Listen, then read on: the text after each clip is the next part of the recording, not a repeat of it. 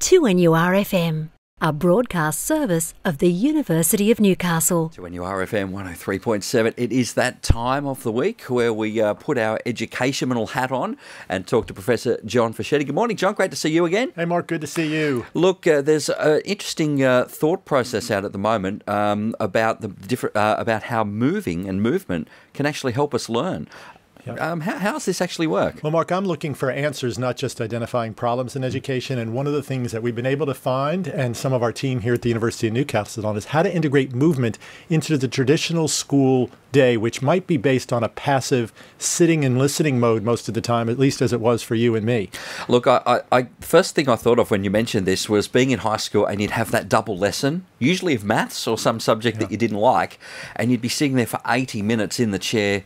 And by the time you got halfway through, you just needed to take a break. But this is pretty much exactly what you're saying to a greater extent. Well, in years 5, 6, 7, 8, when you're growing literally during that same 80-minute period, it actually can be painful to sit passively.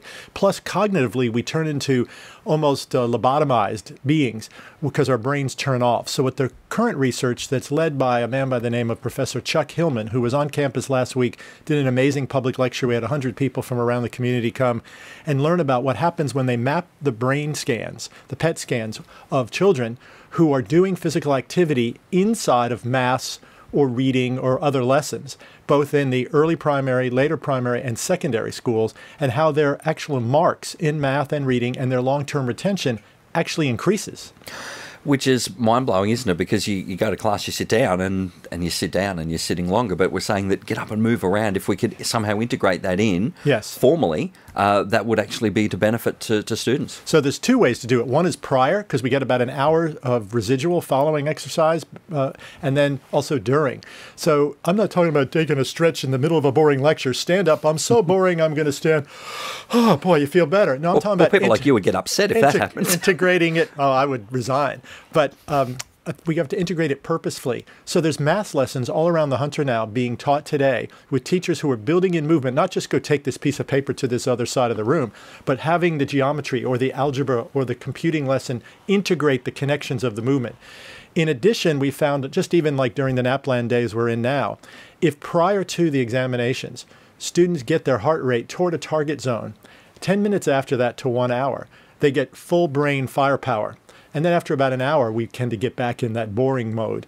But what we're seeing schools do is to divide maybe break periods during the day, building in double blocks of physical education, integrating the curriculum differently so multiple times in the day you get active. And children are not only enjoying that, they're doing better in their academic classes. This is a situation where some schools are doubling down on maths and reading and remediating, and other schools are not lessening it, but putting in more movement and actually getting better results.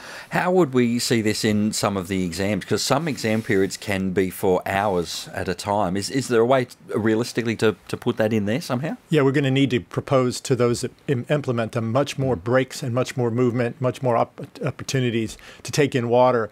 But the key is getting your brain on fire. That's what we know about the neural pathways, that what we are basically billions and billions of neurons that are connecting and firing. And when they're not, we're basically not at our best performance. So most of us, when we get excited, it's because of our passion. And we'd like to be passionate about our academics, but we can't in isolation from actually our human need to move.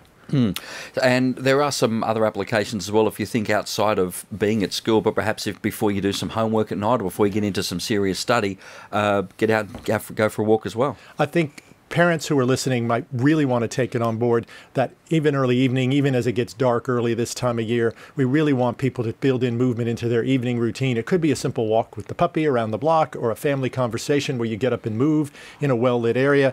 It's really crucial that movement's brought in. And if your child is unfit, which over 30% of Australian young people are, it doesn't take as much to get them moving and getting benefit. So what Professor Dave Lubens and his team here have found is that the least fit students benefit the most by short-term intervals of exercise. So if you're saying, well, we're never going to get to that till Saturday, how about this evening you get out with your child and take a walk, discuss the day and enjoy each other, turn the television off. I'm actually a bit confused if I'm talking to our education guru or the 2NURFM fitness guru this morning. I think they all interconnect. They seem to.